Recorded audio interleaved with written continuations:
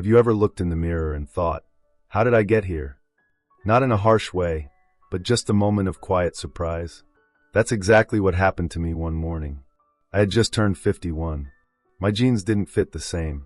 My energy had taken a nosedive. And worst of all, I felt like I was dragging my body through the day instead of living in it. But here's the thing, I wasn't eating badly, and I wasn't overeating. I just thought this was part of aging. Sound familiar? If you're over 50 and feeling like your body is working against you, you're not alone. Losing weight, or even just maintaining it, gets a whole lot trickier with age. Hormones shift, muscle mass declines, metabolism slows down. And let's be honest, the idea of another strict diet just feels exhausting. Been there, done that, right? But what if I told you I lost weight after 50 without dieting? No keto, no counting calories, no cutting out entire food groups. Instead, I focused on something that honestly changed everything, rebuilding my relationship with my body. And in this video, I'm going to walk you through exactly how I did it. Not with a magic pill or a 30-day detox, but with simple shifts backed by science and rooted in real life that anyone can start today. Before we keep going, I'd love your help with something. If you're enjoying this video so far, comment Y below. If not, comment N. It helps me know what's working and what to improve. And don't forget to hit subscribe if you haven't yet. Now let's dive deeper. Okay, let's go back to that turning point. After that moment in the mirror, I didn't run to a diet book. I actually went for a walk.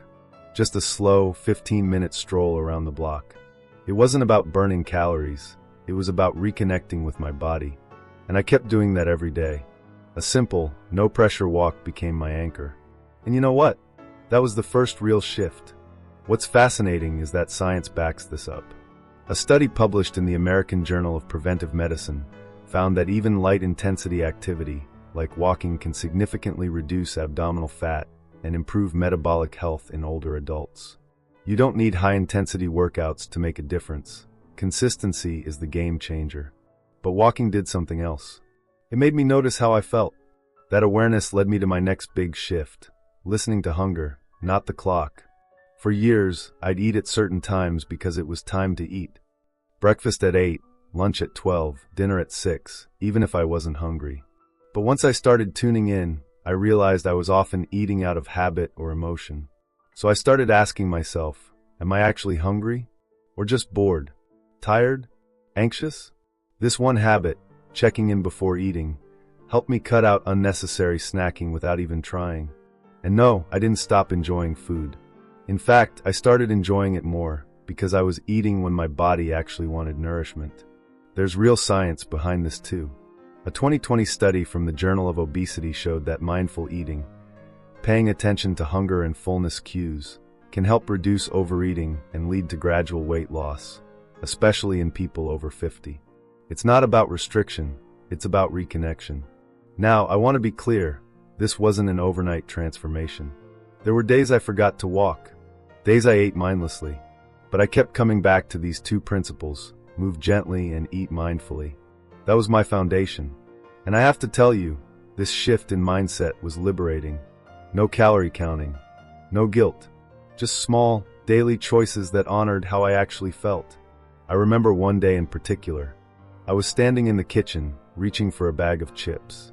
Not because I was hungry, but because I was stressed. I paused, took a breath, and instead of grabbing the chips, I stepped outside and walked barefoot in the grass. Just for 5 minutes. That one moment reminded me, I didn't need to numb myself with food. I just needed a pause. That's the kind of empowerment I want you to feel. Not from fighting your body, but from learning to work with it. So as we move into the next part of this video, I'll share more about how I started shifting the way I viewed food, not as the enemy, not as a reward, but as a tool for nourishment. And how, over time, those small mindset shifts led to something I never thought I'd experience again after 50. A body that felt energized, light, and alive. Stick with me, because the next piece is where it really starts to click. Before we begin, I want to make one thing clear.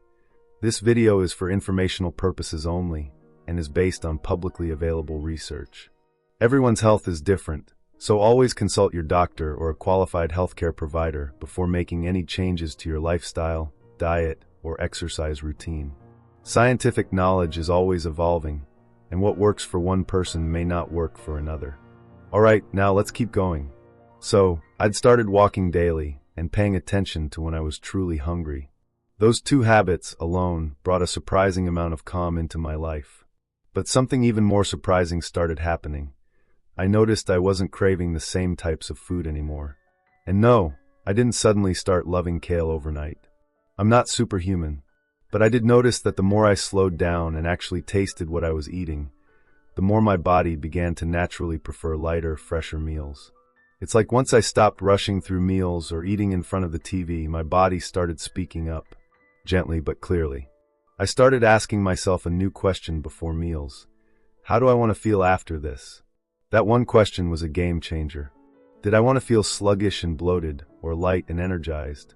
That made it easier to pick meals that left me feeling good, like grilled vegetables, hearty soups, or roasted salmon with lemon and herbs.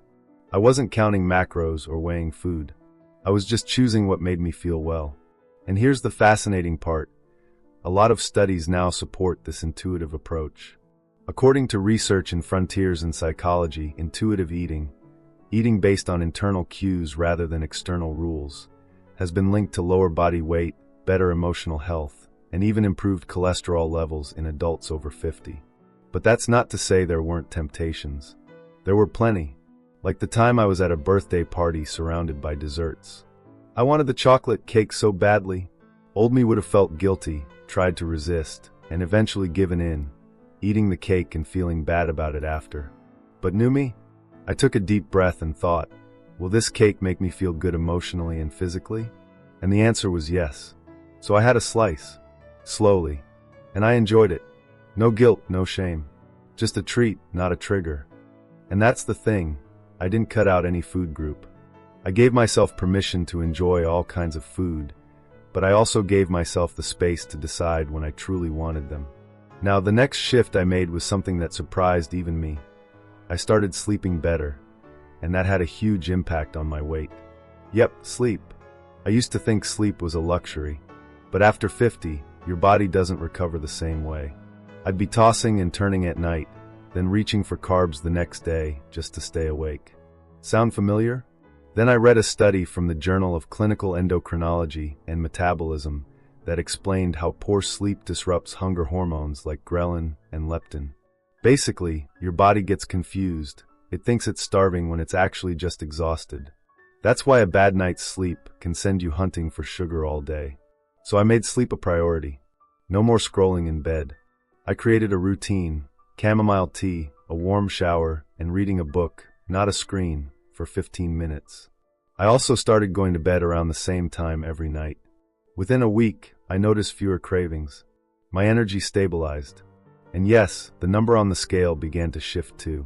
Sleep, it turns out, is one of the most underrated tools for healthy aging and weight management. But if I had to pick the most unexpected change that helped me lose weight after 50, it was managing stress. Because let's be honest, stress hits differently as we get older. Between aging parents, grown-up kids, finances, health worries, it adds up. And for me, stress used to equal snacking. I'd reach for something crunchy, salty, or sweet, anything to distract my brain for a moment. But once I started noticing this pattern, I tried something new. I gave myself 5 minutes. Just 5. Instead of grabbing food, I'd step outside, breathe deeply, or even just sit quietly with my eyes closed. 5 minutes. And you know what?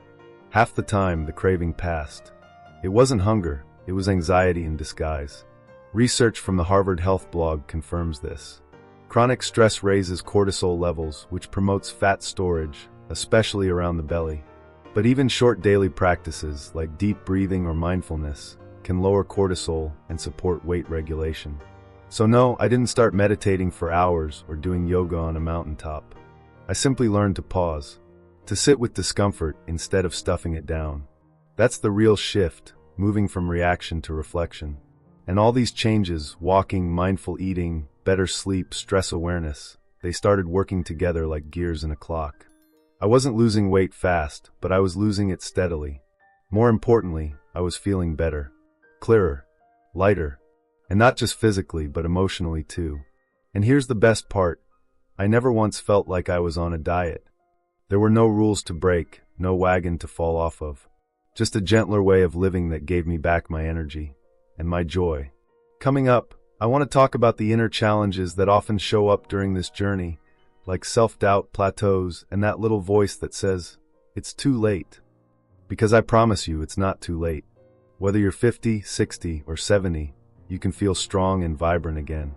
And in the next part, I'll share what helped me push through those hard moments and keep going, even when progress felt slow. Stick around.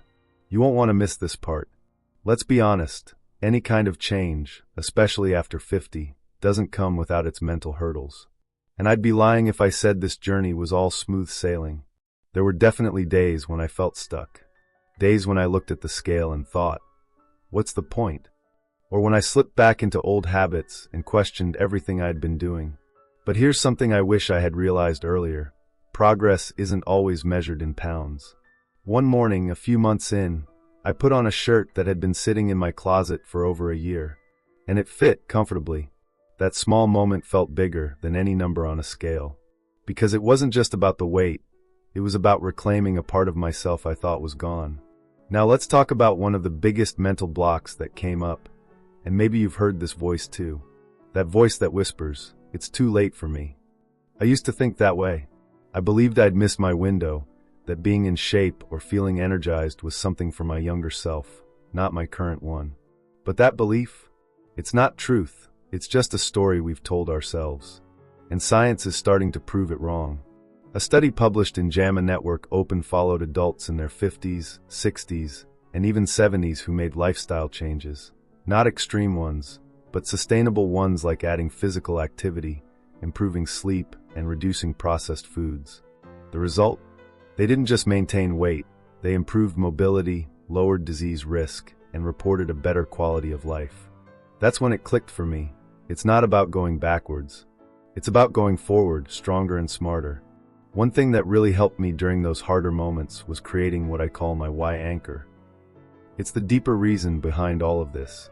Not just, I want to lose weight, but why I wanted to lose it. For me, it was my grandkids. I want to chase them in the yard, not just sit on the porch and watch. I want to hike, travel, dance at weddings, without getting winded or sore the next day. That vision pulled me forward, especially on the days when my motivation dipped.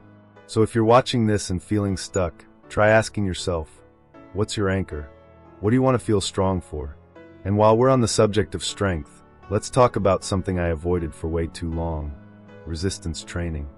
For most of my life, I thought strength training was for athletes or gym rats, not someone like me with creaky knees and a full schedule. But I started simple. I bought 2 light dumbbells and followed a 10-minute beginner routine I found online. Let me tell you, at first it was humbling. I could barely finish. But within weeks, my posture improved. My back didn't ache after standing. And the best part, my metabolism started waking up. This isn't just anecdotal. Studies from the National Institutes of Health have shown that strength training, even just twice a week, can significantly improve body composition and insulin sensitivity in adults over 50. It helps preserve lean muscle mass, which naturally declines with age, and supports long-term weight management. But more than that, it made me feel strong. And when you feel strong, you start making choices that align with that strength. Of course, I had my off days, still do. There were days I didn't walk, didn't lift a single weight, and ended up stress eating a bag of pretzels at midnight. But you know what changed? My response to those days. Instead of falling into guilt or giving up, I simply started again the next morning. No punishing workouts, no starvation make-up meals. Just back to basics: breathe, move, eat when hungry, sleep, repeat. I once heard a quote that really stuck with me. You're not starting from scratch. You're starting from experience. That became my mantra on the tough days. And I also let myself celebrate the small wins, because those are what truly build momentum. Like choosing water instead of soda at lunch, or going to bed on time 3 nights in a row, or realizing you've gone a whole week without late-night snacking, and not even noticing it. These little moments may not seem like much in the moment, but they stack up. They rewire how you see yourself. You go from someone trying to be healthy to someone who is healthy because your choices reflect it. And that's what I want you to take away from this journey. It's not about being perfect. It's about being committed to yourself, your future, and the version of you that still wants to shine. Because aging doesn't mean fading. It means evolving. And when I started seeing my body as something to support, not fix, I finally started seeing real change. In the final part of this series, I'm going to wrap it all together. I'll share the biggest takeaways from this journey and some simple, practical steps you can start right now to feel better in your body. No matter your age, no matter your size. And trust me, you're going to feel empowered. So here we are at the final part of this journey together. And if you've made it this far, thank you. Truly. I hope you felt seen, encouraged, maybe even inspired along the way. Because the truth is, this isn't just about losing weight. It's about gaining something far more meaningful: control, confidence, and a renewed connection with yourself. Let's casually recap the heart of what we've talked about. I didn't follow a diet. No tracking points, no cutting carbs, no extreme plans. What I did do was start listening to my body again, something I hadn't done in years. I began walking, not for weight loss, but for clarity and peace. I paid attention to hunger cues and emotional triggers. I made friends with my cravings instead of fighting them. I let go of the idea that I had to earn my food. I started eating slower, sleeping better, and learning to pause instead of reacting. I added strength training, not to sculpt some perfect figure, but to feel stronger lifting groceries or getting out of bed without groaning. And over time, something beautiful happened. I began to feel light again. Not just in my body, but in my mind and heart too. Now, I want to leave you with some practical steps you can take today. No pressure, no perfection, just gentle steps forward. First, pick one small habit you can start this week. Not 10, just one. Maybe that's a 10-minute walk each morning, or setting your fork down between bites, or turning off screens 30 minutes before bed. These tiny changes have massive ripple effects. Second, reframe the way you talk to yourself. Instead of "I have to lose weight," try "I'm learning how to take better care of myself." That shift in language can rewire your mindset and your motivation. Third, find your why anchor. Ask yourself, why does this matter to me? Make it real. Make it emotional. When your why is strong, your how becomes a lot easier. And lastly, be patient with yourself. We've spent years, sometimes decades, treating our bodies like enemies or projects. It takes time to unlearn that. But every kind choice you make is a step toward healing. If you're looking for one last nugget of science to carry with you, here it is. A 2022 study in the journal Obesity found that people over 50 who focused on lifestyle quality, sleep, physical activity, stress management, and emotional well-being were significantly more likely to sustain weight loss than those who focused purely on calorie restriction. In other words, taking care of your life is the most powerful weight loss strategy there is. I want you to remember that aging doesn't disqualify you from transformation. It qualifies you. Because now you've got wisdom, perspective, and the courage to do this differently. You don't have to hustle. You don't have to deprive yourself. You just have to begin with kindness. And if you've been thinking, well, this all sounds great, but I've tried before and failed, I hear you. I've failed too. So many times. But those failures, they were just rehearsals for the life I'm living now. You are not too late. You are not too old. And you are definitely not alone. If you take just one thing away from this series, let it be this: you have more power than you think. And that power lives in your small daily choices, not in some magic diet or expensive program. Now, I'd love to hear from you. If you have any suggestions for future topics or questions you want answered, write to us in the comments below. We're here to help, and your input could inspire our next video. And if you found this video helpful, give it a thumbs up and subscribe so you don't miss out on more practical tips for healthy aging. Here's to living your best life at any age. Take care, and I'll see you in the next one.